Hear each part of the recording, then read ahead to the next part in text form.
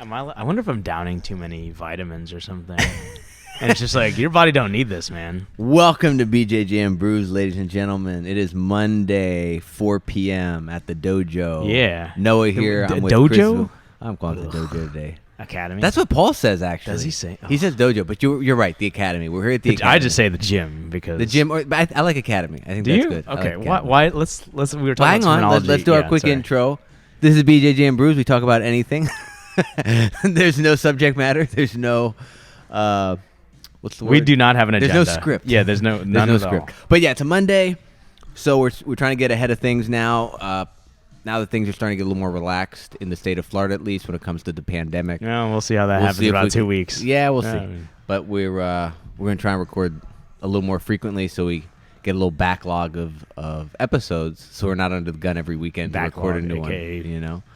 Cushion. So like, subscribe, share. We're BJJ and Brews on Instagram, Facebook, and YouTube, but YouTube isn't up yet, so that's coming when I have some free time.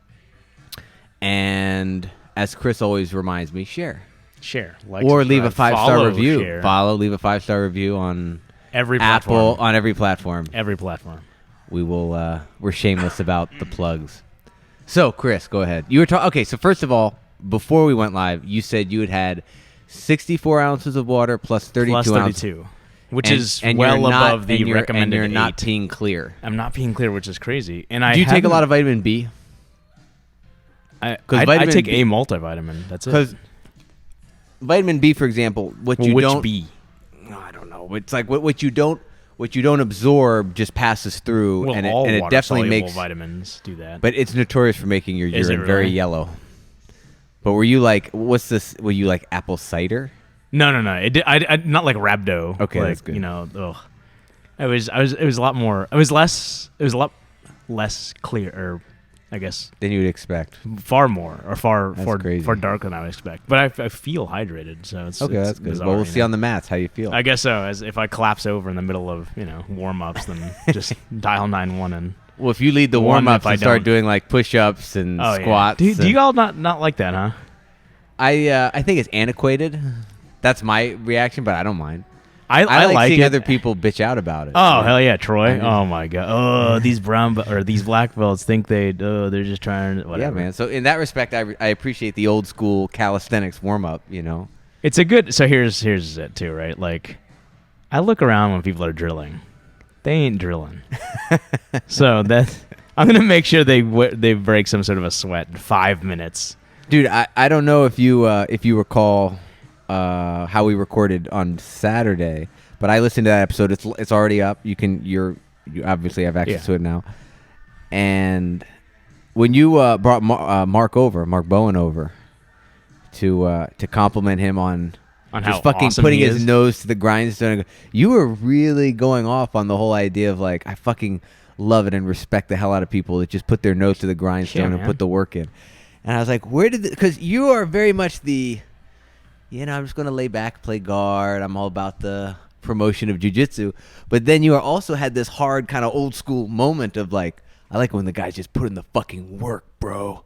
I mean, like, regardless, though. I mean, like, even if you come and you show up and you work, like, how can you not respect that? Oh, 100%.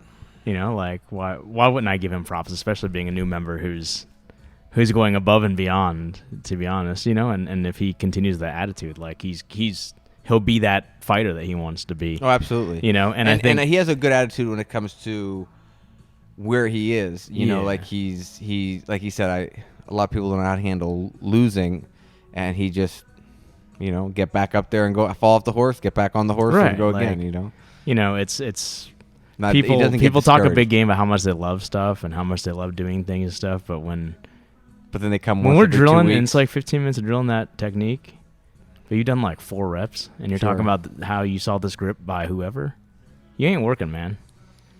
So Chris Vu, if you're a student in a Chris Vu class, what are some of the things a student can do to impress you, and what are some things that are real no-nos in your book?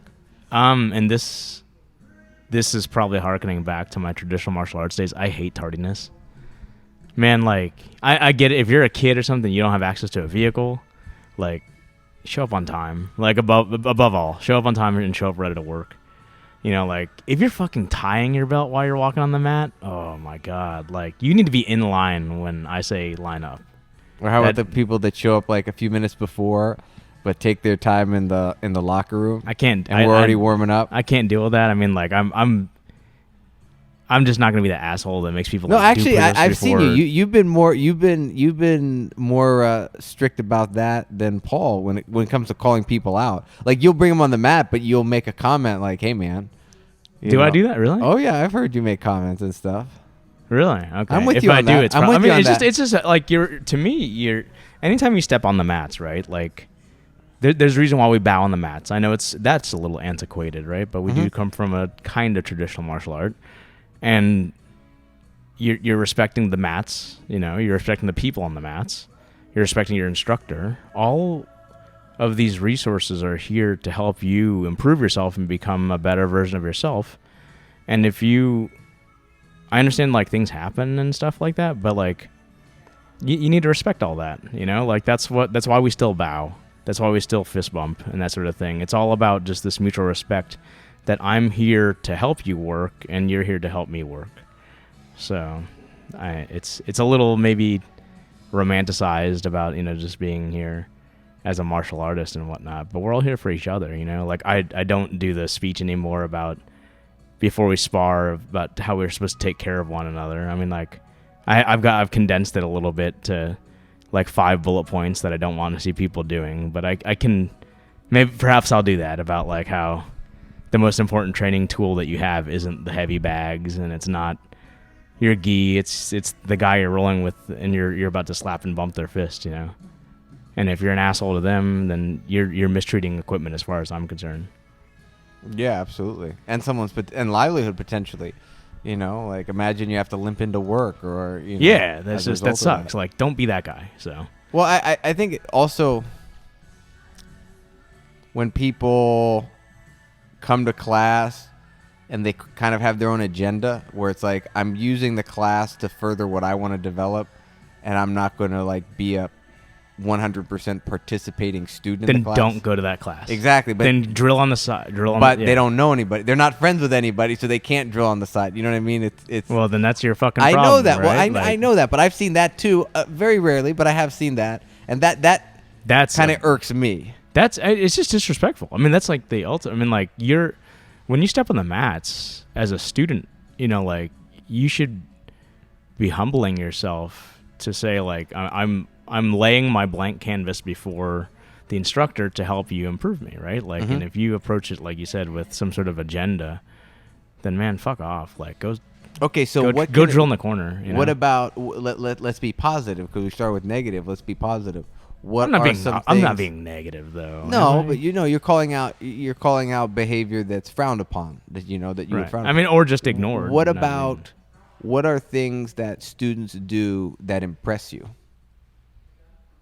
Man, like, and obviously you can say the opposite of like showing up on time and like I get that, but maybe something that's a little more unusual. If you're actively watching, and it's an annoying thing, but it's impressive to me, is when like for example like Paul shows like the initial technique, right? We were doing clock choke on Correct. Saturday. And yeah, I did that during the day. I'm good, so I'll be consistent with it Tuesday, Thursday, assuming he doesn't change it up tonight. No, he's going to do it today too. Okay, good. You know, and it's an annoyance for the overall like flow of the class, but it impresses me because it shows that people are using their minds to critically think and actually drill the material. Is like, you know, you spend 3 minutes drilling technique after he initially shows it, and you're still kind of playing with it and working with the grips and stuff. And he's like, all right, guys, bring it in real quick. And you see there's always that one fucking pair of people who are still zoned out and like into it. Like, that's awesome. That means like you are actively trying to make yourself better and learn technique. That's awesome, man. Like, mindless reps is get out of here, right? Like, I mean, it's good that you're repping, but like actively using it. Yeah, everything's with purpose. So if you're actively trying to learn, then that impresses me. And doing what you're asked when you're asked in a I don't know, like just showing just good self-control and good discipline, I think. So are you from a coaching perspective, are you a coach that, like a lot of coaches say, I care less about talent, I care more about the quality of student and intelligence of that person I'm working with? Intelligence is, I wouldn't say that. I get being intelligent, I mean it being like coachable. Coachable, yes. It's like I'll take more coachable people over talented people. Yeah, because talented people, I mean, like, obviously if you have both, it's great. Oh, I mean, ideally, right? Like, and in general, but if like, you had to pick one or the other, you take coachable over talented. Oh, absolutely. I think everybody would, right? Unless I'm not trying to make money off of this, you know, Sure. like like people who, like Come on, the dudes dude, that, we're like, competing with Atos in 2021 for team title. Most. I mean, like that. I can't imagine if you had three options: natural athlete, coachable, or a blend of both. Ideally, I think everybody would say a blend of both, right? But like, if I had only one choice between pure talent versus the dude who no talent at all but willing to learn and ask the right questions and work at it, I mean, of course. So, I mean, I would rather take B, you know, Sure. just because they're a better student. And I think in the long run, for like sustainability, I think of it like, you ever played Knights of the Old Republic? Yeah. There's like the Sith, and then like they can get super powerful like really quick. Like the learning curve is very short. But like as a Jedi, you know, it takes a little bit longer to develop your skills, and the skill trees are a little bit longer to develop. But like overall, at the end of the day, when they both reach level 60 or whatever the case is, like that Jedi is going to be far more powerful. You know, like it's less sexy, but I just that grindstone attitude, like I love that, you know. So I was wondering when I was driving over here, this is how I get my inspiration for the podcast. I'm driving over, I'm like, what would be some good stuff to talk about? And we've talked about this a little bit in a roundabout way, but not directly in the way I'm going to ask the question, which is, besides Paul, who are some of the other influences on your jiu-jitsu? More so from techniques than philosophy, because I know from philosophy you'll say Matt Thornton, and I'll roll my Thornton and Paul. But excluding Paul, we know. Okay, I'm sorry. This is like excluding Paul. Technique. Yeah, like you know. So for example, you do a lot of closed guard stuff. Paul teaches closed guard, but not necessarily what you do. You know, like right. you've taken in a different direction. What practitioners or coaches have you kind of drawn inspiration from or copied technique from? I can say half guard wise, for example. That's Jose Figueroa. Yeah, Jose for sure. I mean, because I spent quite a bit of time with him, working the half sequence that I do a lot. So the half butterfly sequence. No, that kind of came from me. Okay. That's actually Eddie Bravo. That's Eddie Bravo. Because that was my attempt to jailbreak. And I just happened to end up in butterfly half a lot because I have enough mobility to be able to sneak that far leg in. On that topic of Eddie Bravo, we were unsure. We were talking about positions 1, 2, and 3 in our last episode. Mm-hmm. Position 4 is essentially twister side That's control. You do not have to hook the leg. Hooking the leg is not part of twister side control. That would be quarter guard then, right? No, it's not actually quarter guard because you're hooking the top leg. You're not hooking the bottom. Right, yeah.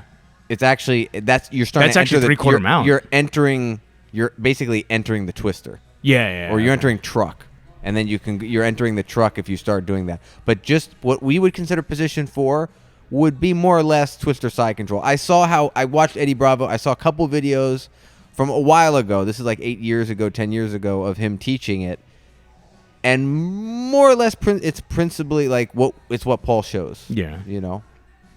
Like using it as a means. Eddie Bravo, by the way, is a great salesman when it comes to coaching. Oh yeah. Like he's a very good talker. You know about. He just everything he says. It's very magnetic, right? Exactly. Like there's a charisma to it. 100%. But twister side control is pretty. Now we don't care as much about whether the far arm. Like he definitely wants both arms open on his back. So the guy on top has opened up the bottom person's arms and they're on his back essentially, like where we think it's unstable. Where Paul will say you can attack Kimuras on the far arm if they try to give you an underhook or something. So we're a little more lax, but more or less it's twister side control. Because we also haven't locked it down as a part of a series, right?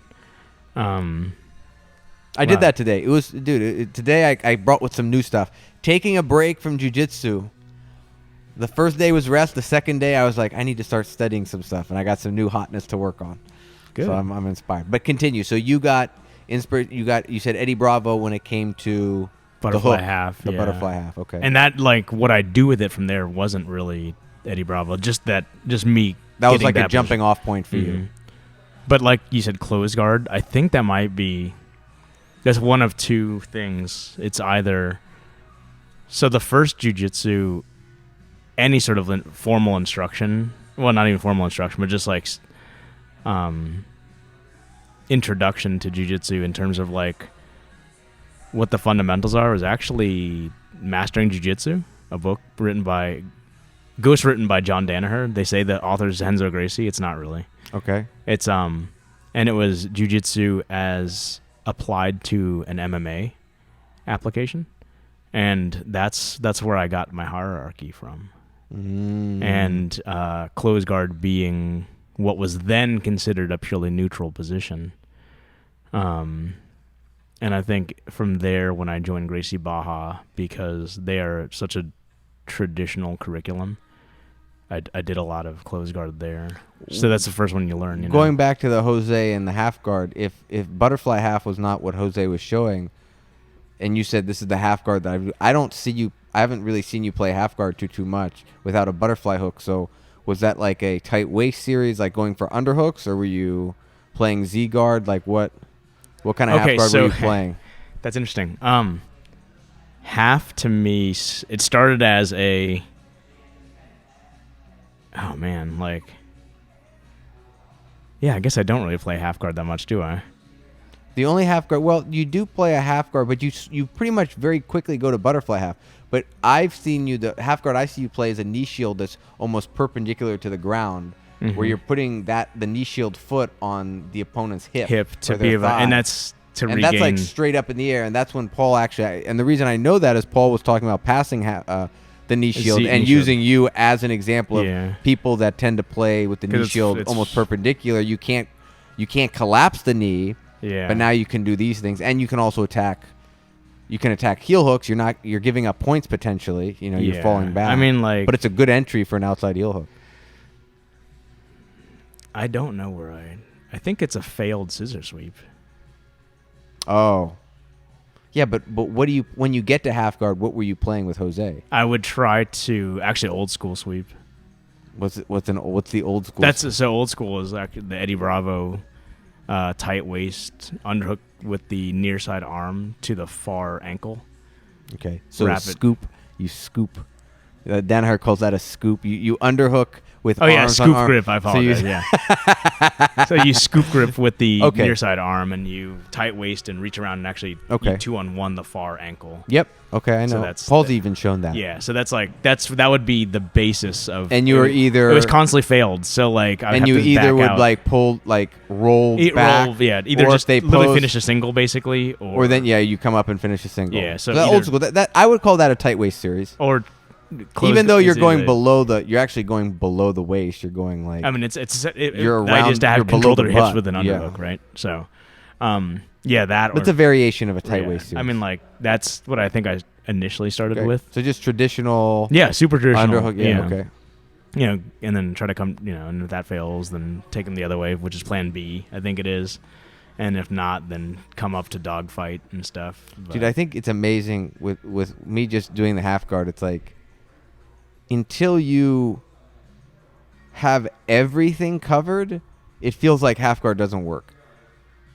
Because people from a the hierarchy, passers are it's good a half enough. pass. I know, but people are good enough to find the weakness. Like it seems like most of the guys I go with are intelligent enough to figure out where the weakness is, and if I don't know the reaction for that, like what I'm realizing is when I watch like pros go.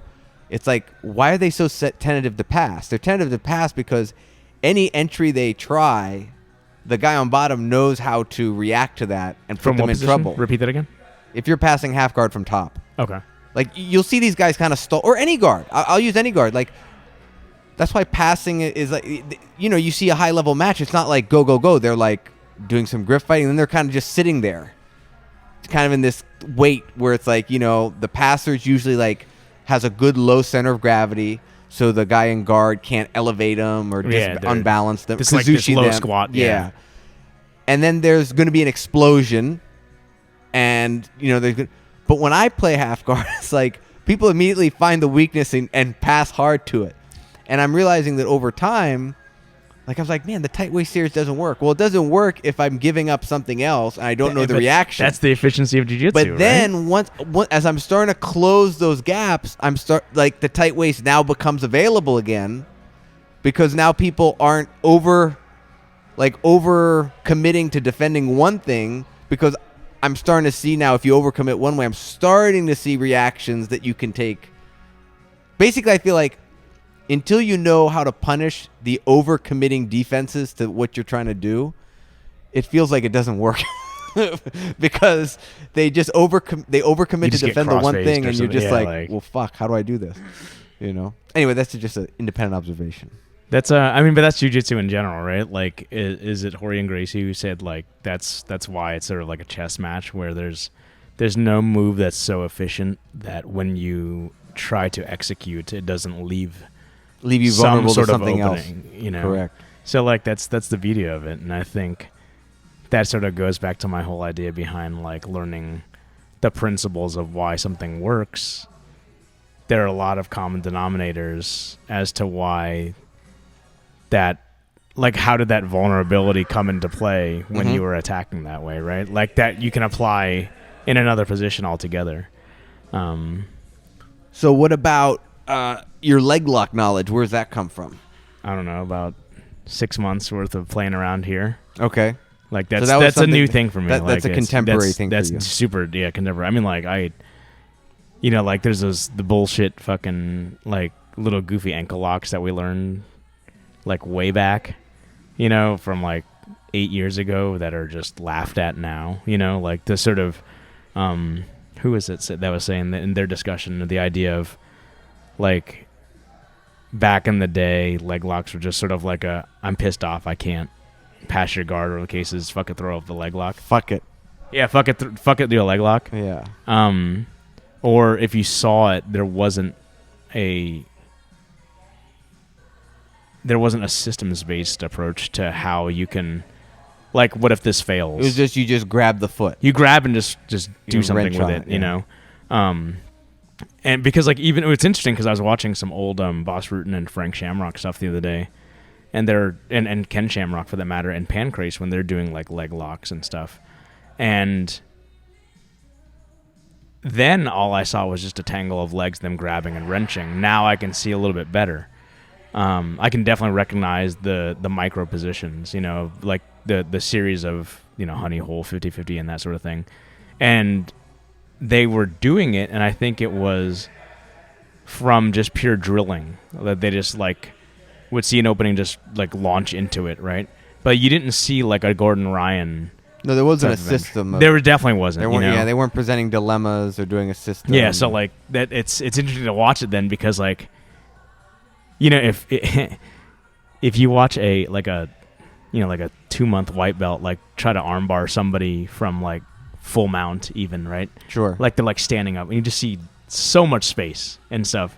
And I'm watching. I'm not saying I could beat them in leg locks or anything by any means, but like you see that level of just like disregard for like control, and just pure just jump into something, grab it and wrench in those old Pancrase matches and stuff, which is really, really funny. And I think that's that was sort of the attack of just like try to catch people off guard back then. Obviously you can't get away with that now. So like, I mean, hell, my leg locks still are terrible. So, but well, you did a good class subbing in for me when you taught the Faraz Sahabi. Oh, that little knee push? Yeah, that works so well, by the way. It's a good early defense. It's great, because there's early, late, and very late, right? And that's something that is definitely highly worthwhile to drill. Yeah. Just so you get in the habit of recognition. Unless you're someone that wants to dive in and be like, go leg lock for leg lock with someone, right, and stay connected. and just like reverse the position or like start leg pummeling. I think it's a more sustainable thing to do. But but that was just a solid way to just prevent your opponent fully entering and just negating it. So it's just a great. I mean, that would be the thing you show someone that's going to fight Ryan Hall in an MMA fight. Yes. You know what I mean? Right. Yeah. Like, and for that matter, like, that was really, like, I'm really glad I had watched that too, because like, A, it saved my ass a handful of times, and B, like, that's the sort of mindset that we should learn, or we should get into when we're trying to learn anything, right? Like, because what is like a typical question that somebody, I saw you helping a white belt the other day after Saturday class, I think it was, and I can imagine it was the conversation went something like this. Hey, I always get caught in this. How do I get out of that? I don't remember what you guys were working on. Was it Patrick? I'm not sure. I think it might have been Patrick. Yeah. It might have been Patrick. What did he ask you? Do you remember? Oh, I do remember. It was. It's how do you? Yeah, I'm stuck in close guard. How do I get out of? How do I get out of it? Right. How do I pass close guard? So that's a little bit different animal, because we all just sort of like started in close guard, but like unless we're at another school that forbid close guard for white belts. Ooh. Is that an SBG school by any chance? No, it's that was your the right. guys out in Vancouver. So that's, but like you should never have to teach it in reverse. Like you should always try to, like, I think it's good that you were working the leg lock class from worst case scenario. But like we should learn to not get there in the first place, which is why I thought it was really important. Like it was I think a very complimentary class to what I was doing at the time. I mean any class, because basically I was teaching the same class every day. I was just changing up. It was the same concept every day. It was just a different position. Right. And different takes on the same position, but it was like, how can I make basically the same handful of escapes and escape concepts fresh, but having a more early proactive defense where, it's kind of like when we do side control escapes, it's like we're assuming, and this is something where, I'll give my prop, like this guy Priit from Estonia, who likes to talk about his turtle defense. SPG guy, by the way. Yeah, an SPG guy. And he likes to challenge a lot of people on the logic of things, and I do give him this. I definitely agree with him on the point of we enforce bad habits for defenders at white belt level, because we presuppose we put it in their heads that this is what the position is. No, this is the position. If you're on side bottom with a crossface and an underhook, that's the worst case scenario for you. That's not what you fall into. Right. Yeah. And we almost are enforcing that, because we're just putting the guy on bottom. We never really tell them, just FYI, never be in this position. Right. I think, and we're that's doing where this I think for the benefit instinctual, of the top guy. right? Instinctual grappling. Because how many times have you grappled a noob, right? And they sort of like automatically, when you pass their guard and stuff like that, they instinctually start trying to make space and push make away. space, like make their frames, not even knowing that this is technically kind of the right thing to do to prevent you from doing it, and like even to control your hands and that sort of thing, right? Like, I'm a product of what you're describing here, of like always working from like the worst case scenario, and like, which is I think why I try to shrimp so much and that sort of thing for my escapes, right? Like, so like to proactively try to prevent things, which is so how do you work that into, because that's that weird middle game, right? Because like, how do you teach that, for example, of like guard retention? I guess that wouldn't even be guard. I guess it's kind of guard retention. Somebody's passing your guard. You don't want them to lock down the upper body. Like, I need to make my frame. I mean, make the first space, thing that Priit has like kind of impresses upon his new students is almost to just keep your elbows glued to your torso and not give up underhooks. Like, he's a believer that underhooks are something that we give out to new people way too early. We should teach them to be very conservative about reaching for underhooks, because we're giving up underhooks in the process potentially. That's interesting. And then as you get better, then you start to understand the moments when it's safer to go for underhooks, So he would much rather now. That's super top level conceptualization. Yeah, and I think there's some truth to it. And I think his system works to a degree. I do have some skepticism to me. I think he teaches a very good defensive concepts and like what I would consider final line of defenses. Like he shows like postures and positions that allow you to endure being cross-faced. You know what I mean? Right. So he'll say, look, I'm in this position. It's like, try cross-facing me. Well, okay, there's still discomfort there, but it's not, he's in an angle where he can take that and it's not going to, or he shows you how to orientate yourself when someone's trying to do a rear naked choke where you're not going to get choked. Now I've done that. That's very late. But what ends up happening is you endure pain. Your head gets squeezed, or your jaw gets fucked up. I imagine, right? But you survive.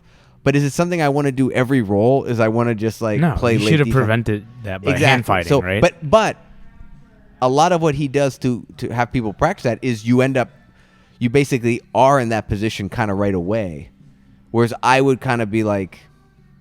Which does make sense to a degree. It's like you start with the very last, and then you start adding layers of defense. But it needs to be, in my opinion, and I'm sure he does take it into account. It needs to be trained and drilled in very controlled environments, or else you're risking the health of your student. Yeah, right. Like that's because instead of blocking with frames, you're now blocking with your face. It's that, which is. That's like teaching, that's like teaching Muay Thai, and I can eat this punch, but I would take it less if I turn my angle this way a little bit, and I'm sure that's the healthiest, sustainable solution. Which I mean, he's been doing a lot longer than I have. So what is intriguing you, jiu-jitsu wise? What are you going down the road? What are you trying to practice or explore now? Is there any particular subject matter, position, concept? I made it a goal to work on my passing more. Okay. This year, I mean, just because I have become fairly comfortable off my back and stuff, and I guess I'm really good at that very late escape. Because if people do make it past my layers of defense, they get fairly far and either submit or I'm able to eke my way out. Fend off Paul's cross choke attempts from Mount. Yeah, man. I don't think he's got me yet, but. But it usually results in an arm bar, but he didn't cross choke me. You sound like Eric. It's like he didn't heel hook me. Yeah, but I've also eaten 10 punches. He was on top of me for 4 minutes and 50 seconds of it, but he didn't heel hook me. So, that's a big thing, and being more just deliberate with my motion. I think and I've examined the rolls. I try not to I honestly don't remember rolls all that much. Dude, we need to record our rolls more. We might need to. And that's something Priit says. If you want to get better fast, set up a tripod and just record all your rolls. And here's the thing. Most of the time, you don't even have to watch it. But if there's a roll, you're like, what happened there? You can go back and see it. Yeah. And you'll quickly identify holes in your game or things you think you're doing and you're not, or things that, stuff like that. It would probably help. I think. I mean, everybody. Watching. I agree with it. I'm too lazy to do it, or I'm too I'm too bashful to do it. People are like, who the fuck is this guy recording? You know what I mean? Yeah, but I guess what does it matter what other people think? We should do what we want to make ourselves better. There's still. I mean, I think we're all self-conscious at varying degrees, and I'm kind of too lazy to. It's a lot to do, right? And to be like, all right, guys, this spot is mine because I have the camera here. Yeah, that's. I'm not that pretentious, but that's one thing I'd really like to work on, and pulling guard less. Actually something I've been playing with a little bit more is the 3 S's you can do from guard. You can sweep, you can submit, or you can stand up. I always forget that one, right? Because we get seduced into this game of playing guard. Well, that's the big thing Priit does. His whole system is stand up. Get from whatever position you are to stand up, and then you can just turn around and sit back down in a guard. Right. And that's something that it intrigued me because who said that recently? I think it was Ryan. Yeah, it was Ryan Hall, and somebody did an AMA with him, And they're like, if you can give one piece of advice to like half of the jiu-jitsu people out there, like, like what would you do differently? He's like, if you can learn basically to not suck at God, it was like 75% of what you do in a live roll could be replaced by just stand up and get kind of okay at like a single leg takedown, and it would boost your game that much more, and which is intriguing. I mean, it's Ryan Hall saying he's obviously using hyperbole, but like it's true. I mean, we as a school here, we don't train wrestling or stand up nearly as much as quote we should. Right, and what's caught a lot of people off guard in the past 3 weeks that we've been back in business when I'm rolling with them is when I sit there and I pull butterfly guard, I get a cross collar, and I just sit up and do a technical stand up and just drive forward, and I've been planting everybody on their back, because that's a part of jiu-jitsu too, not just hey, pass my guard if you can, sure. So, I'm not people. It happens a lot, so, but I mean, I've seen like blast doubles or single legs and even double legs from butterfly where people are too passive trying to pass. The guy on bottom just kind of explodes up and just. Oh, if the guy's light enough and his hips are, and you can, I can. I'm not doing that. I don't think I have the white twitch muscle fibers to be capable of doing that. I mean, they don't get up too much; they just kind of lean into them, and I wonder. It's kind of like a jello sweep, except you're using your head and your, on their midsection. Would that be a sweep? Or it counts as a sweep, yeah, because the guy was standing up, and then you switch positions. The guy standing up is on his back, and the guy on sitting is. I don't think that counts as a sweep because you're not necessarily using your legs as a means to reverse the position. If I do a hook sweep, that's not a sweep? That is definitely a sweep. But if you were to come up to base and drive forward, that's not a sweep, I don't think. Really? Yeah, I don't think so. I thought it had nothing to do with how I did. I just thought it was the orientations of the where we were. I'm on the ground. He's not. I'm on my back, kind of, and he's not. I don't. Okay, so I'll have to clarify with. I'll reach out to Dylan on that one. Yeah, get Dylan or Carlos. Somebody who's get a ref. Get one of our refs. Yeah, because like if I have like butterfly, if I'm pulling like an open butterfly guard on you, right, and I'm unattached or something, and you start trying to pass, but I just can kind of like do a quick like technical get up and blast into you, and reverse. Like I don't think that's a sweep. Well, it wouldn't count as a sweep, but it just counts as a takedown. That would definitely be a takedown, yes. Yeah, so it would be scored as a takedown. I'm not saying so that'd be 2. Okay. Yeah, it'd be 2. And isn't a sweep 2? A sweep's 3, right? I thought a sweep's 2. I don't know. Oh. Okay, well, no, okay. So yeah, I think we're talking across. I kept saying sweep, but what I meant is it would count as a takedown. A takedown, okay. Yeah, for sure. Yeah, that's definitely. Well, I think it also matters whether you come up or not. Well, yeah, you have to finish. You have to come up and be on top. Well, I think like you have to physically come to your feet. I don't think it works as a takedown off of your knees. If I don't come to my feet before I. If I do a blast double and I finish in side control, I'm not on my feet. I know, but if I'm here in butterfly guard, and I like. Oh, you mean like that on you and finish? I don't. So think what you're saying takedown. is you just came up to your knees. You didn't actually get up. Yeah, on and your I sort feet. of like get into like a weird fireman. We're gonna have to get it. We're gonna have to get our refs. Refs rules meeting on that. Well, I'm sure Dylan listens to the show, so I'm sure he does. Yeah. Which he'll send us a group message. We need to get him like, on. Well, in this situation, it's 2, then it's 3. So. But how many times do you train today so far? So I lifted at 9. Went into did chest on Monday. So we honored the International Chest Day. That's only because Paul happened to do back without telling anyone on Sunday. Okay. So inconsiderate of him. Was that his weight in the background? Yeah, I think so. That was like 490 pounds or something, right? No, it wasn't 490. It was 4 reds, which is 405. No, it was 3 reds. Was it? Okay. Yeah. Maybe I don't examine the weight. Yeah, no, the weights are super thick. Actually, forward barely fit on the bar. Really? Because they're super thick. They're super thick bumpers. So the amount of length you have. Is that part of that club atmosphere? You gotta look good, right? Like, I mean, they have thinner plates that you can use. So the people that deadlift real heavy use those. Okay. And they're still rubberized. Are big bumpers. Yeah, these are big bumpers. So they actually use the regular plates, but they're still rubberized, but they're not bumper plates. I gotcha. So anyway, chest this morning, Hopped in the sauna afterwards with Paul and Eli. So How long? I think 10 minutes. Why I are you did feel doing that? better coming out of that. Did Well, you? just because they got in there, so I was like, fine, I'll shoot the shit with Yeah. you guys for 10 minutes. And then trained at noon, Okay. and now I'm here. So 3 hours between. No, actually less than 3 hours because you're finishing your workout 10 o'clock. Yeah, it was like 10:50. I'd say it was an hour and 15 minutes. You eating afterwards? So I I hope had so. a burrito before. I had a burrito at like 8:30. So I ate a You little. eat a half an hour before you train? Yeah, I prefer to eat like an hour and a half before, but it didn't interfere because it wasn't a high cardio. Like if Okay. I was moving around, then yeah, I would feel sick to my stomach. Hmm. But since I'm lifting with 2 other people, How much rest are you doing between your sets? as much rest as you need for 3 poop. I mean, let's say we did we started with dumbbell press. Okay.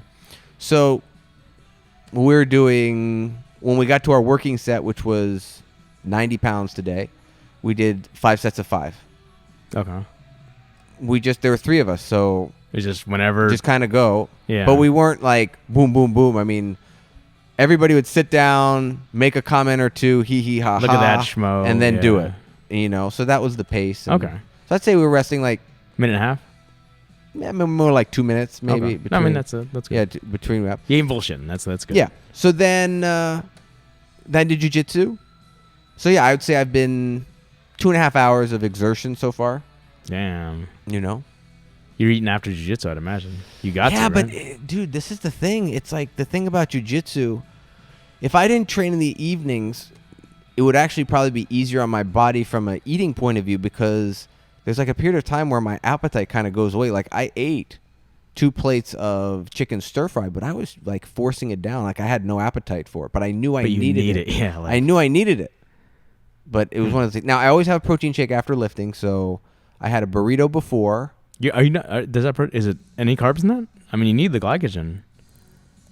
I do straight whey with a little bit of grape juice and orange juice. Okay, so you're sweetener. getting your dextrose. All right. Yeah, I get some sweetener there. Yeah. Okay. I'm a big believer in getting a protein shake right after. Like for me personally, placebo, whatever. Like the cells are open. I mean, that's when put your the- body needs it, right? Like So- that's what I would I do that, post workouts. and now I'll train now, and I'll try to be a little more. My goal is to make the midday more intense, the afternoon more technical. But Okay. in both cases, I'm practicing. I'm Right, I'm yeah. not doing things. Although Paul's trying to up the intensity and Y'all got that competition on the 15th of July, right? It's the 25th. 25th. We've You got registered? our eyes on doing a new breed July 25th. Nice. Nobody has signed up for it yet. Then so There's a lot of talk. Come That's on. why I'm not saying anything. But at the very least, it's allowed our trainings to be a little more just a hyper intensity. You know, a few more classes will but the rolling period will start with 1 minute rounds of people on their feet. Oh, which okay. generally, Gets people. Yeah. That's. Higher I think that intensity. sets the stage for. That kind of sets the stage. There's no like low intensity like Sure. stand up grip fighting and stuff. But I'm very much still practicing stuff. as you should. Yeah, and so it's it's working. But I watched, what was it? Started watching Craig Jones's Down Z Under. Guard. Oh, okay. Now I've watched all his leg lock stuff. He's a very good instructor. He's a very good Yes, he is. instructor. He gives you a lot of good ideas. He speaks at a high level of precision, but he's very open about.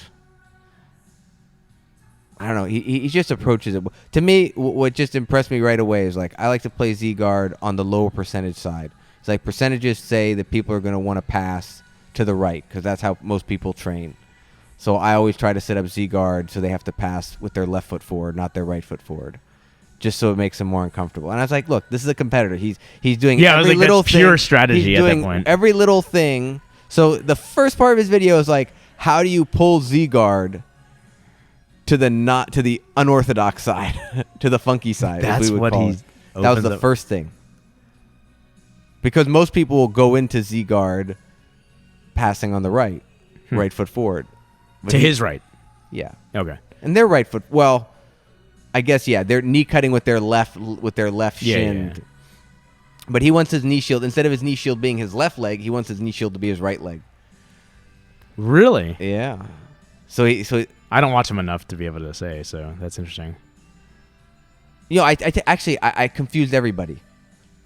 When people pass, our traditional side is we will go to headquarters with the right leg in the middle. Yep. He wants it so the left leg's in the middle. So that's. And then the other thing that was a nice thing that I was starting to realize, and he taught it right away and said it, was that if you want to have a good Z guard, you need to have a good reverse de la Riva. Sure. And that's the defense. That was good. That I was like, okay, he's at least. So, the second DVD is already talking about that, like reverse de la Riva. So we're in a Z guard, and he's already showing you reverse de la Riva and Kiss of the Dragon, and so that's a very systems-based approach, right? Yeah. Because it's just solid. It's just really just solid stuff. And he plays a Z guard thus far that I've seen that is a little closer to what Nick Paul does, where he. So it's a big frame, right? Like it's very... no, it's it's a deep... the knee is on the hip. It's like a collapse. It's right. It's not the opposite of what you do. Yeah. His Z guard, he's like, I don't play a Z guard where I'm looking for underhooks. I'm basically pressing against the hip with my knee. Yeah, you're right. And and both feet are essentially off the mat, like pointing in the air almost, aren't they? Yeah, like that's... and also, just little things about how to not get beaten with sprawls, and the reason he explained it, and it's like makes perfect sense mechanically. And it's like I never realized. It's like if people sprawl on your half guard, it's because their hips got above your knee. If you can keep them sitting back on their hips, they don't have power to. You can't sprawl. If you're in what would be called when you're in yoga, was it like baby pose? It's like child's pose where they're child's pose when you do child's pose or their hips are back. So you'll do like God, I don't know the yoga terminology, but you're right, it's child's pose. But basically it's like, imagine you are on the mat on your knees tying your belt like a traditional martial artist, right? Yes. You're just on your knees. Yeah. Like instead of sitting cross-legged, you're sitting on your knees. Yes. If you sit back and your torso is resting on your thighs, you can't sprawl from that position. Right. You can only sprawl when you actually lift your hips forward up and your hips are now above your knee or beyond your knee. Right. That's what he said. So he's like, with his half guard, he's doing a push-pull with his top. He's forcing them. So he's forcing that posture, so it's a lot harder for those people to sprawl. And I was like, motherfucker. And that top frame is what's keeping him top frame is what's keeping the hip from back. And he's doing and he's really pulling with his bottom leg to keep his knee, to keep the knee. So there's a push-pull going on, just like a good spider guard the push-pull, man. Huh, that's interesting. Yeah. And then the other thing that blew my mind is he's like, I don't care about the far side underhook. Like, I'll give them the far side underhook all day because I'll play an overhook series with them. So he cares about protecting the crossface. Do not let them get the crossface. Right. And do not let them go over my head. But if they wanna underhook me, as long as I stay on my side, it's not a deep underhook. It's bad when they do a knee slice, and now I'm getting flattened out. Now having the underhook is terrible for me. They have the underhook. But if I'm on my side, it's a shallow underhook, and I can actually come up and do an overhook, and I have an overhook series. And he can do triangles, omoplatas, arm bars off that. And it's slick, man. That's why he's the 2%, right? So it's so that gave me a lot of ideas. How are you watching this? Like, when you watch it, how often are you watching through the entire series or like the entire segment, right? Generally, it's like how many segments do you watch in a row before you start kind of stopping and backtracking a little bit? And I usually am like, it's at night. I'm not sleepy enough to go to bed, so I put this on and I watch it. And in Craig's case, I watched maybe like an hour. An hour straight? Yeah. Really? Yeah. And how much of that is? Do you take notes? Nope. Really? No. Just kind of mental thing. It's more like to get ideas, and then if I really am into it, then I'll go back and watch it again. But a lot of it is not. Once you get the main principle, right? Then it's not too hard. You might just forget, like, well, then how do you do what was the armbar thing? But that's like extraneous. Like, to me, you'll figure it out. Yeah, right? But to me, the core concept is how does he set up his frame, and what's he thinking? What's the principle of the position? The finishes are like those will come if I can master like that. If I can figure out the initial part, I'm good. So that's kind of how I look at it. So I watched that. It was between that and the John Danaher Kimura stuff. So that's very. I'm on a Kimura binge and then the other one, the half guard. The Kimura is very good. I know. I'm glad I went the Craig Jones things because I was a little frustrated with my half guard like this past week, and I was like, let me look at something because I was looking at Kimuras and I saw a Lachlan thing on YouTube about Kimuras and it got me all jazzed up about it. And I was talking to you about Kimuras. So I was looking at it. I started watching the Danaher thing and I was like, this is like a whole different rabbit hole. Let me keep looking at something that I've been working on, even though I might want to break from it. Like it wasn't if I was really going to have much more fun looking at Kimuras, I'd look at that because I'm a big believer. What is fun to you is the one you should pursue because that's the one you're going to naturally enjoy. Yeah, like it should be enjoyable. Even if I'm not even though I should maybe suffer through like another 3 months of half guard before I even think about Kimuras. If I want to optimize my progression, it's like, but I'm not having as much fun. That's optimizing your progression in Kimuras, though, right? Like, but I need to have fun too. Yeah, exactly. So I mean, it's a great song, by the way. Yeah, dude, the song. If you're hearing, our podcast has like a quiet soundtrack in the background. That's pretty. There's legit. No way this is getting picked up. It's pretty legit right now. This is so clean. The Kimura stuff. I'm doing some Kimura stuff. Like today, it was a great at noon were great rolls. Coincidentally I did not go with Paul, so that didn't undercut any confidence I had. But I did some twister side. Mm-hmm. I did some Kimuras. And I did half excellent guard. Entries from there for Kimuras. Yeah. And I also got the I also hit a arm drag from the wing sweep base. Oh, okay. So the cross sleeve scissor sweep. So it was cool. It's a good day. It's good to hit different things. And there's like, man, if I can do all this stuff, it makes now people don't know what to defend. So you're opening doors and closing other doors, right? Exactly. But I definitely do like the wing sweep. We'll call it the series. That system is solid. So that's an interesting thing, right? Like, what is the wing sweep, though, right? I mean, I would almost call it the guard. It's essentially it's a reverse scissor, or whatever the case is. Mm-hmm. If you look at it, though, structurally, it's kind of also Craig Jones' Z-guard, right? Similar types of mechanics are involved in off-balancing the person. I mean, he said his Z-guard came from close guard because he said I played close guard a lot. Right, like so. I think there's a lot of parallels, and that's what I'm saying. Like where we kind of talked about the other day of like those concepts apply across the board. Mm-hmm. He's applying this very, very similar concepts because he has from his Z-guard, there's like the back exposure, so they don't want to go that way, and then that sort of thing. So, but I haven't. Did I give you that one? Did you what? Did I give you that one? The Z-guard one? I mean, I must have. So yeah. Yes. Yeah. So thank you. I appreciate it. Yeah, I haven't. I definitely haven't watched it. I'm an ADD maniac when it comes to watching instructionals. So well, I can tell. Okay, so let's do some instructional rating here. What are instructionals you would recommend for, like, what's your Mount Rushmore of instructionals? Big shout out. My favorite one that I'll go back and I will revisit a lot is Functional JKD, Volume 3.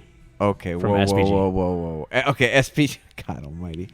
All right, so say that one again. I was expecting like Enter the System Kimuras or Enter the System Triangle. That's man. I if there's actually one big influence on me, it's probably Functional JKD. What's JKD? It's what's JKD SPG's short for? Jeet Kune Do. Oh, okay. So there's instructional series 1, series 2, and series 3. Series 1 was stand up clinch and ground. It's very rudimentary. It is basically just sort of like a big what are those things on Saturday morning where they're just trying to sell you something? Oh, infomercial. Yeah, it was basically like an infomercial for SVG at the time, and mine is like 92 or something. Functional JKD 2 was a little bit better of an actual instructional. It was a little bit better organized. FJKD 3 was purely jiu-jitsu with limited stand-up, but it was jiu-jitsu with an MMA, sort of like MMA in mind, which is where you'll hear me use a lot of terminology like shoulder of justice and like 5-point. Well, I've heard Matt Thornton, most of his seminars involve him mentioning an MMA or self-defense aspect to what he's doing. Yeah. I mean, that's sort of, so like FJKD 3 to me probably is a big foundation for my game. And what do they cover in that? What's that? What do they cover in that? Is it fundamentals? It's like 13 DVDs, man. Well, there's just jiu-jitsu. Yeah, so they're like if you look at it from an MMA standpoint, like disc 1 is like keep the fight standing. So it's based purely on attached takedown defense and attached hitting, meaning like clinch essentially. Okay. And then there's a De La Hiva and Butterfly Guard DVD. There's a Closed Guard DVD. Who's the instructor on these? Who do you think it is? Is Matt Thornton? Yeah. Okay. And actually, a lot of his instructors, like the Singer brothers, are on there. Was this recorded at a seminar or no? This is it was an actual instructional done with intention. Okay. Yeah, it's one of like if you were to ask me of all the instructionals that I've seen and I mean perused, if I had one choice to say, hey, you're living on a desert island, you need to train martial arts on your own, and you can only take one resource, it would probably be that. Really? Yeah. Have you ever been to a SPG seminar? No, I haven't. Dude, you need for all the praise you heap there. I mean, I had been in contact with Matt Thornton because I reached out to him after I got my brown belt. I was like, hey man, like just like I got my brown belt. This is cool. I actually owe a lot of it to you as well. Just because like your teaching style, I really appreciate the way you organize information. I appreciate. So like some of this is partly due to you. So thank you for that. I'm like, are you planning on doing anything in Florida anytime soon? Because SBG East Coast used to be headquartered out of Fort Lauderdale. Okay. Not anymore. But he is like, hey, keep your eyes open. So they haven't done one in Florida yet, but hopefully we gotta get him on soon. the podcast. I will at some point. I mean, I'd like to. Yeah, full your strength, bro. Yeah, man. But either way, that FJKD 3 I think is one of the best. But beyond that, I think in the Ryan Hall ones are awesome. Which Ryan Hall? The back attack or the 50-50? All of them, man. Like the guard passing one's really, really good. I like people who speak more in concepts, and he does that a lot. I haven't really gotten into a Ryan Hall instructional yet. Really? His are good. It's so like how you kind of talk about like a good part of the Danaher ones you can kind of fast forward through because a lot of it's repetition. It's the opposite with him, I think. Yeah. It's a lot of repetition, a lot of concepts, not so much. I mean, I think you've been exposed to a lot more instructionals than I have. The things that come to mind for me are a Rafa Mendez DVD video about a leg weave pass of half guard. Is it like the 17-minute long one? Yeah. That one's very good too. And that's like my go-to half guard pass. Now I was doing it kind of before, but then I'm sorry. Were you referring to a specific instructional for a technique or just like no? I actually answered a slightly different question. Like okay. I asked instructional, but you gave this very detailed response, and then the first thing that popped into my mind was not technically an instructional, but rather just a YouTube video on a specific technique. Yeah, because I haven't gone through all of the Danaher. I've gone through a number of them, and I think they're all like good places to start. It's for people who are unfamiliar with that position completely. Yes. So it's a good like, hey, this is your first week of class studying this subject. Like, this is your first week studying Kimura.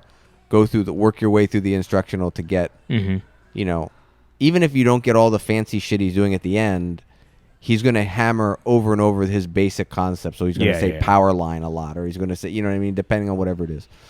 You're definitely going to learn what you don't want to do. Exactly. Like that's a and big a plus lot of of and a lot of the other guys like Lachlan. See, I think Lachlan's a great instructor. I do think Craig Jones is a good instructor, but they almost throw the stuff that they throw it in there, those details, but Danaher like hits you over the head with those details. So in a way, it's good because he prioritizes the importance, or he gives proper importance to the key fundamental details of the technique. That if someone's just doing a technique like, oh, it's good to like do this with your grip, or you want to see grip here, you might not realize that's like actually more important than the whole technique, because he's showing like a variation of an entry. He's like showing you way down the line of a system that relies on good fundamentals to get to that point, but he just said an offhanded like throwaway comment about a grip that Danaher would probably harp on every 30 minutes about the grip. Like, this grip, you're always going to do this. But which is the more effective teacher, though? What's the most effective what? Who is the more effective teacher in that sense? I think there just takes a set amount of time for people to learn stuff. So in terms of it being structured for a total beginner not exposed to stuff, I think Danaher does a better job, even though it takes longer to get through it. It's because it's very academic. Yeah, so I think it's a good starting point. It's the best. It's almost like you have to put in that work of just sitting through the fundamental spiel to kind of see. All right, he keeps talking about this. He goes a lot into the why. Yeah. Yeah, that's the He keeps talking about this. So that then you're in your mind, you're like, okay, cool. Then you can go to the more advanced guys that are like, I find I like doing it this way, and it adheres to this principle, but he spends less time harping on the principle and more about this variation that he does. And you're like, oh, that could work for me, or that could work for my body structure. So the leg lock one, when I look back at it, I don't think the leg lock one was that great. Is that leg lock anthology you talking about? No, the enter the system leg lock. Oh, okay. Yeah. But again, I think without it, I wouldn't have had a starting. I wouldn't have had a base. Yeah. To like jump off and look at all this other stuff. The Lachlan one. It's a more practical. Oh yeah, the Lachlan one's amazing. I haven't even gotten through all of it. It's so thorough. Oh, it's so much information. I also want to look at his half guard one, the half guard anthology. So we'll see if we know someone that has that, and we'll try to find. We'll try to find. Maybe somebody a legal copy somewhere. Yeah. Anyway, I would say of all the instructionals, what's the one I've liked the most? Gosh, I don't know, man. Do you, when you approach an instructional, like I had kind of touched upon it earlier, like, and maybe it's, I always do try to keep that little bit of like MMA mindset in place when I'm looking at an instructional too. Do you look at that at all? Like, I think I'm pretty well entrenched in sport jiu-jitsu. In sport jiu-jitsu, but I'm pretty confident. Like, but I'm less concerned about an MMA application. I'm think from a self-defense aspect. I think you can learn sport jiu-jitsu and I mean, that for sure. Like, that's because nobody's baron-bowling in the street, except Paul. Actually, here's he'll do it at Wawa. Yeah, I think the back attack from Danaher is probably the most important. The most important. I think that was the best one. Okay. And the reason I say that is that's the one that I want to go back and rewatch it again and pick up more details, but just as weird as it sounds, that's to me that's had the lasting effect on my game. I don't know. Maybe it's the first one that really, I don't know. There's something about that one that I think is just quintessential. That's like, and I know it's a position that is highly offensive, right? It's like it's at the top of your hierarchy. You want to get to back. You want to get to the back, right? You want to get to back mount. But I think for me and where I was when I saw it, it was developmentally one of those things where it's like, okay, I can somehow end up on people's backs now a little bit, but I'm doing a terrible job controlling them. And, and I feel a lot more confident on someone's back now. Now, do I get to the back a lot? No, but it's incentivizing me to get to people's backs, because when I get on someone's back, I feel a lot more confident because of that instructional. And really, as silly as it sounds, the instructional boils down to me, can be distilled into two aspects. One, the control mechanisms for back mount, just the principles of control and back mount, and two, grip fighting. Yeah, that's it. Like those. Then you can add like, oh, I can do like triangle and stuff, and I'm starting to do that now, and that's like some sizzle to me. Like that's like a little more sizzly and a little like more razzle dazzle to add to it, but just the basic principles of where to put your legs, how to do your seatbelt, alignment, making sure that you know what to sense when they're getting out, so you're preemptively like getting your alignment back and that sort of thing. Hugely important. And then just understanding that getting the finish is you winning the game of grip fighting with the two arms, because it's them getting so frustrated, right? Like that because they have no other doors to go through, right? Yeah. Like that if you can stay connected to them with the control, then it allows you to grip fight, and eventually if you know what you're doing, you'll win the grip fight. So and this achieve is the interesting. submission. Why do you think back is so unsuccessful oftentimes in MMA then? Have you noticed that? Because a lot of times wrestlers are tripoding up and escaping when it technically should be better. But I guess that's the dilemma, right? Technically it should be better because MMA you can strike. But with striking requires the striker's posture, which gives the escapee, the defendee, room to buck and to move and to try to escape, versus jiu-jitsu. Right, so you stay let super me ask attached. a question. What belt level do you think an MMA fighter should have for you to be surprised that they're losing back mount? I'm not saying what all to MMA be that they're losing back mount. Yeah. So I'm asking a very specific question. I'm not saying like what. Look at that round one. The man right there putting that nose to the grindstone. So my question is not like what level of jiu-jitsu should an MMA fighter have. What I'm saying is you're watching a fight, and if you saw an MMA fighter who they say this is a white belt in jiu-jitsu, hops on someone back and he slides off, would you be like, oh my God, how did he lose that? Or you'd be like, well, he's a white belt, that's why he lost it. That's an interesting question. So then so now my question is, I would assume it's kind of that. It's relative to the skill of the attacker. Right. So at what belt level would you be like, I'm surprised? So if you knew that the MMA fighter was a purple belt in jiu-jitsu, would you then be like, why did he lose back? Because I want to identify, do you think it's what you say is really true, or do you think it's really a result of people not, the level of grappling for the attacker is not as high, really? I mean, like, is Damian Maia losing someone's back? I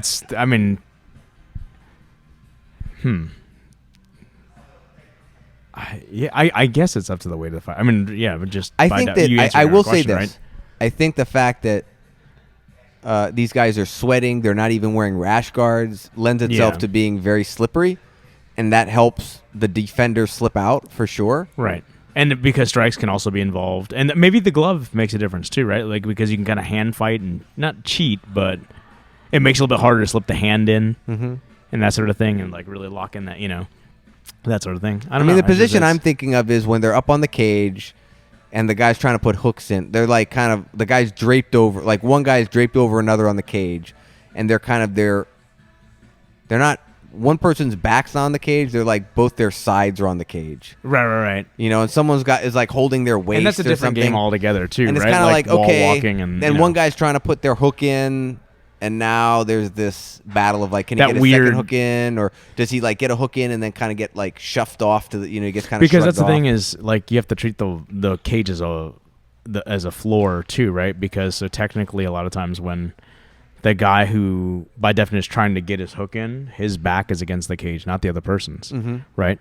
So like that's another barrier that they're working against to be able to freely move their hips, because like what's our defense for back mount?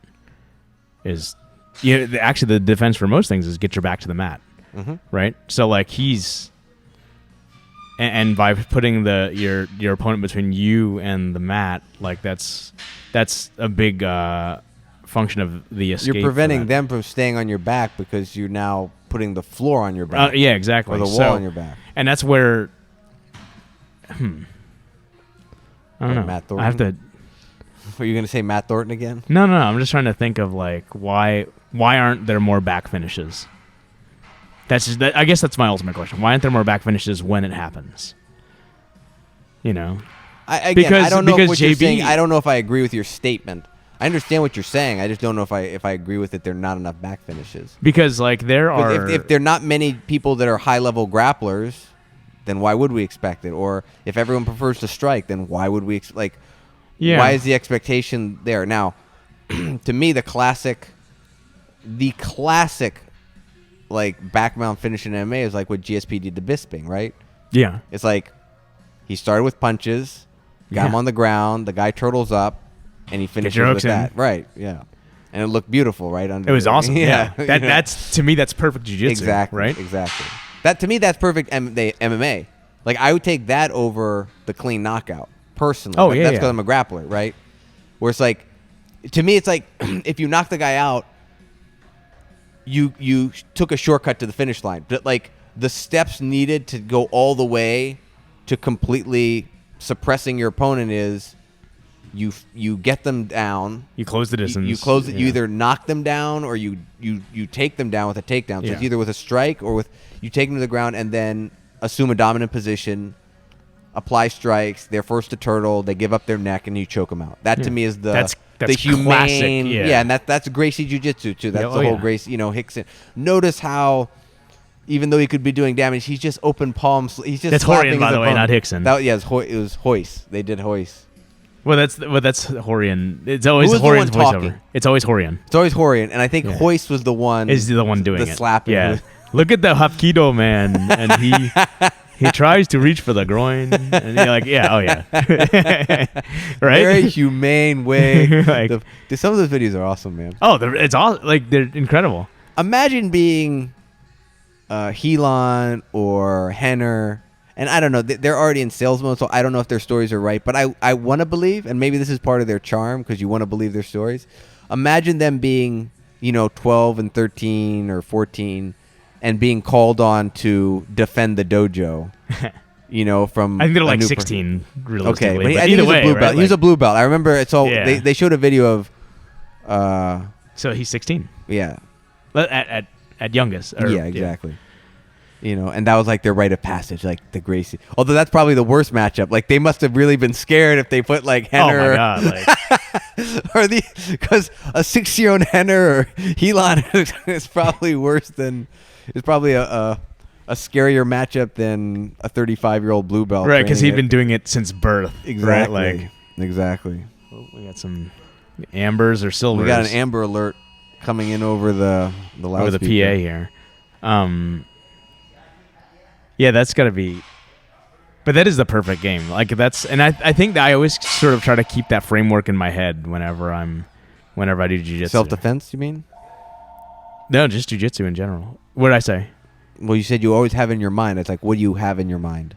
That framework of self-defense, of working up the hierarchy. Because that's, it's working up the hierarchy with strikes in mind. Did you see or are you at least familiar with the Helan Galvao match?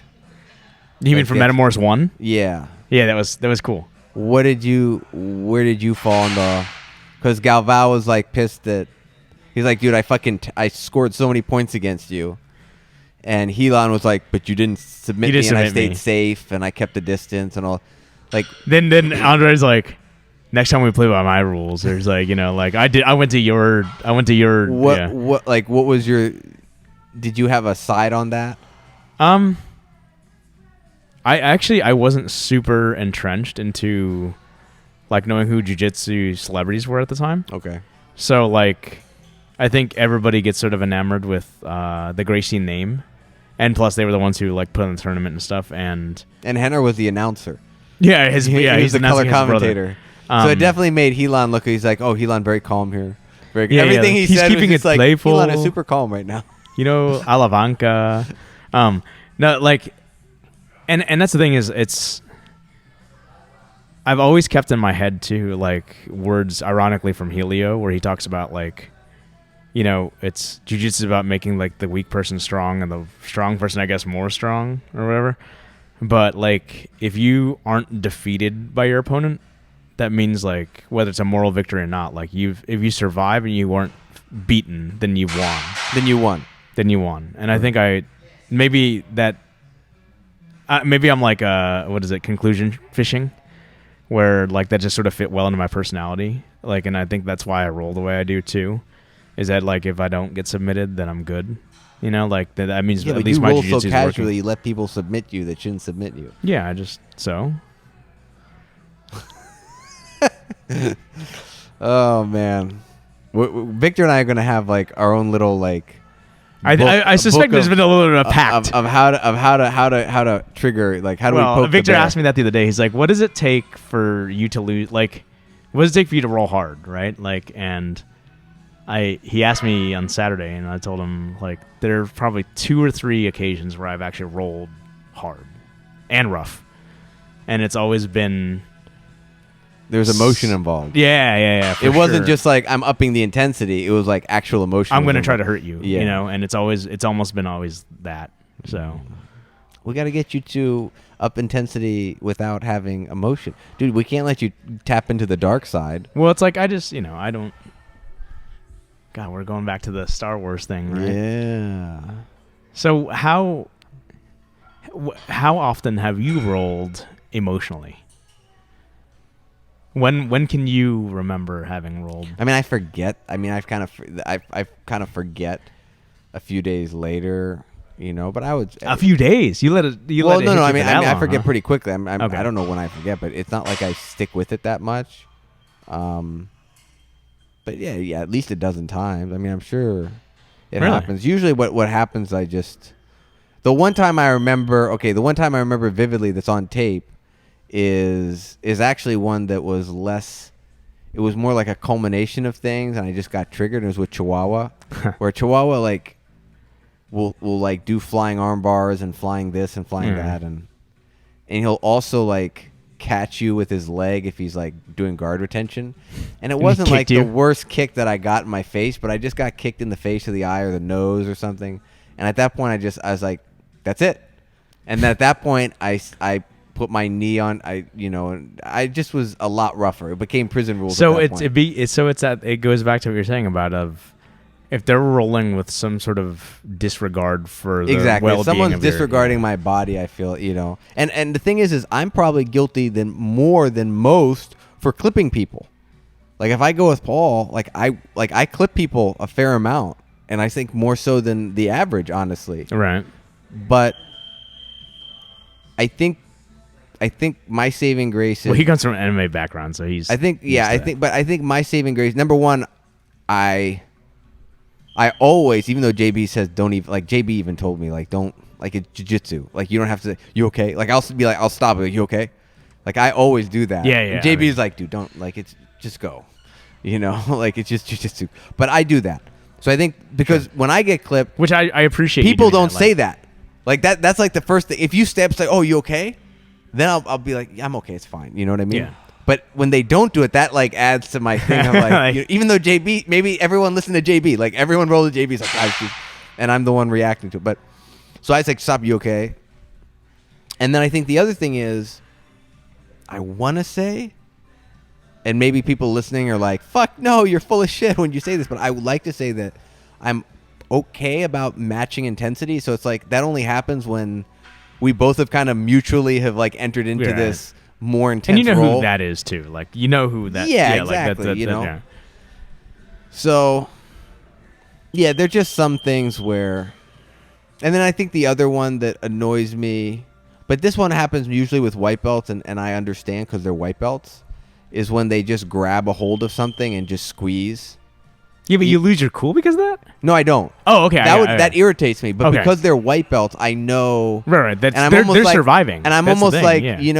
why did I even think I could even like not have to worry about protecting my neck to this degree, or just not even my neck, protecting my ear, like protecting like the area around my ear. Like if you do the circumference from my ears, where it's just like I might just get cauliflower just because this guy's just squeezing my head.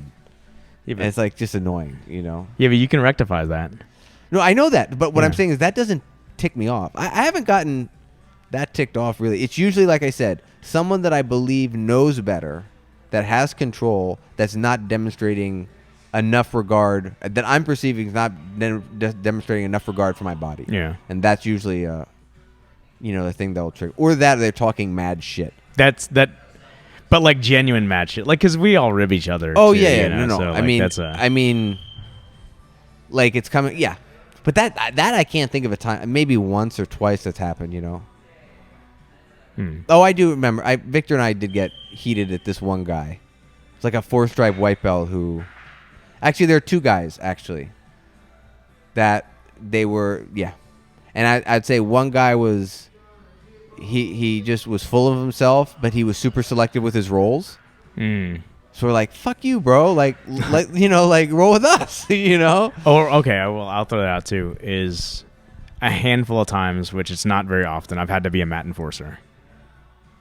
I would like to be a mat enforcer at some point, but I'm not at that level yet. Well, neither am I, but I just happen to be a lot more skilled than this guy. So that would be another time where, like, sure. if you're blatantly also beating up on somebody a lot, like I don't like that. Like that goes against everything we're supposed to be learning here. You know, absolutely. So that doesn't happen really here. No, it doesn't. Not especially not here. I mean, like, so I think everybody has a good enough But if attitude. that were to happen, then yeah, I definitely. Like that's where I don't like that, you know. Like no, absolutely not. So it's one of those things. And then I think there's a guy that was up for blue belt that was perpetually late, and in our opinion, just didn't show enough respect to the process. And we're kind of like, but the thing was, he was also very selective with his rolls and stuff. But we were kind of like when he was up for blue belt. Yeah, when he's like a 4-stripe white belt and stuff, and we're like, and maybe we're taking it too seriously. Like, who are we to care about this stuff? But it was just, we just didn't like how he carried himself, And what did that mean? That didn't really anything because we never really rolled with him. You know what I mean? We just had this thing like, if we roll with him, we're gonna put it on him. What happened is like we just rolled with him on the gauntlet once. That was it, and everyone's going hard at that point. So there was no not me. Yeah, well, no, I'm saying, but yeah, right. Everyone has a reason to go hard with people. Yeah. That's the purpose of it. But you're not teaching them a lesson. Yeah. No, and at the end of the day, I was like, it's kind of petty on our part to be like, again, why do we care? Like, it's Paul's call. Like Paul's the one making the decision on people getting belts. Right. He's the one making the decision on what he's going to tolerate from students. And some of it, maybe us, it is outside of their control too. Who knows? Absolutely. Who knows? But that's the most that I can say of anything, because you're the guy who will say it. People say it to me. They're like, dude, I don't see you as someone that gets like pissed off. No, which is funny because I know that I'm very competitive and I have a let's say a hot streak, but it's really hard to get it going because I'm just. Life is good, man. I get to train jiu-jitsu as much as I do. This is awesome. Like everybody should leave here happy, it's right? Fucking awesome. So. That's the thing. Jiu-jitsu's awesome. So, in that respect, I think. Let's go get our jiu-jitsu on. Yeah, man. Is it almost time? It's getting ready. It's getting close. You got to roll your muscles and stuff, right? Like no, I because I worked out in the morning. I just am in a perpetual loosened state. Are you? Are you like doing push-ups in the bathroom in between? No, but I'm just not like I'll do the deep stretching before my first workout. Okay. Now I'll do a little light stretching to go, but I'm pretty. So how much time? So recently your training schedule's changed. Were you what was the break between you having to what's your cutoff? If it's beyond 2.5 hours from my previous workout, I will roll out my muscles. If it's I'm just saying right now, unless I have a nagging injury, I just want to roll out once a day. Oh, really? Before I do my training. Now I'm quote loose still. I haven't tightened. I don't feel like I've tightened up. Plus I'm going to do the you didn't warm go up home and take a nap. Right? Yeah, and plus I'm going to want to warm up with everybody, and that'll yeah. loosen myself up too. Yeah. But I don't need to do the rolling. Now, if I had, for example, like knots in my back, then that's something I want to hit as much as I can. But that's where it's at. So, what are your goals today? We haven't asked this question in a while because we haven't recorded a podcast prior to class. So, since I will be responsible for the development of the Tuesday, Thursday morning students, clean up my details on the clock choke. There we go. And, that's a big thing, and really produce a replicable result that Paul can produce in the evening classes in the morning students. So that's my goal, to be the best student or be the best teacher I can be. And make those 6 a.m.s as consistent with the curriculum you're seeing in the evening. So that when they show up on a random Saturday, whatever the case is, they're not lost. They're good to go. Perfect. Because they deserve to be looked at and promoted just the same. Oh yeah, absolutely. Absolutely. I think that's laudable. It's something we've talked about extensively of I think being a good idea, and I think it's actually finally coming to fruition, and that's good. That there's consistency now from a curriculum point of view. Not necessarily that's all written down and spelled out, but that the way it's working out is you're able to come in on a Saturday and see the material ahead of time and know that's what's being taught. Yeah, during and the on week. A Monday, so it's super fresh. Exactly, and you're here Monday too, so you see Monday evening. Yeah. Because sometimes Saturday is its own thing, or and then sometimes I come in Tuesday, and it's like, Exactly. So now you're actually, because of the way the schedule is now, you get to come in the first evening class and see what the curriculum is going to be for the week. So then I mean, because if Paul were to just be like, "This is what we're doing," I would figure it out and teach it my own way. But you get to actually see it. Exactly. That's the biggest and see the thing, details he's emphasizing, and that's helpful for you, but also helpful for maintaining the curriculum too. That's awesome, man. How about you? Me? What are you? Half guard, Kimura, twister side. It's a lot of goals, man. Don't get Z guard. Don't get no. I mean, no. So I'm my half guard is Z guard. Like, okay. I'm realizing that I'm leaning towards not like nobody wants to play half guard with someone actually on them. Like even the tight waist series, like they're not on you. Right. So if they beat your knee and they're actually putting their weight on you, that's kind of shitty. Like there are things like that. That's where I go into to me, that's the last resort where now I'm trying to like either get my knee shield back or I'm trying to like do something funky like take their back. But the knee shield plays a heavy role. Like if you're doing the Shaolin or something, you're still using the knee shield. So I'm starting to, just keep experimenting with half guard, throw in some Metamoris action, and sprinkle in twister side when I get on top, And then there are other, like whenever I'm on someone's back, if I'm lucky enough to be on someone's back, I've been messing around with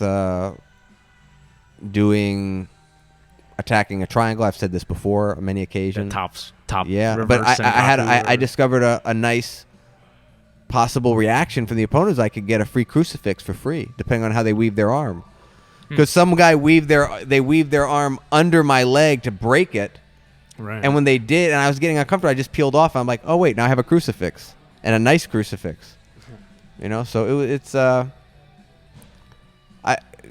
know this is unsolicited advice for the listeners, but I'm definitely having plenty of experiences now where if anytime you feel down about jiu-jitsu, you're having a bad day, just stick with it. Take a day off or something if you want. And a few days later, you're going to be like, I love jiu-jitsu again because something's going to happen or you're going to have another epiphany, and it's just jiu-jitsu is a lot of fun. So or just watch something. Yeah. Get inspired. Yeah, jiu-jitsu is awesome. So with that, we'll get ready. Shout out to John Rumsey. We were talking to him recently. He appreciated the shout-outs. That's cool that he's got some cool announcements. And he's actually, even though the gym's not open yet, he's in touch with the head instructor and has actually been, I think, doing some one-on-one with that guy, and he's looking now to be teaching some cool things. Yeah. So. And I don't know if you replied to him directly instead of in the group. You did?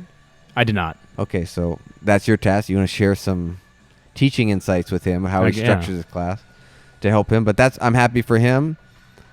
So to all the people out there that are not training yet, like Michelle and John and others, we feel your pain, and hopefully we'll be back on the mat soon. I mean, I can kind of empathize, but I'm also doing jiu-jitsu, so. All right, guys, until next time.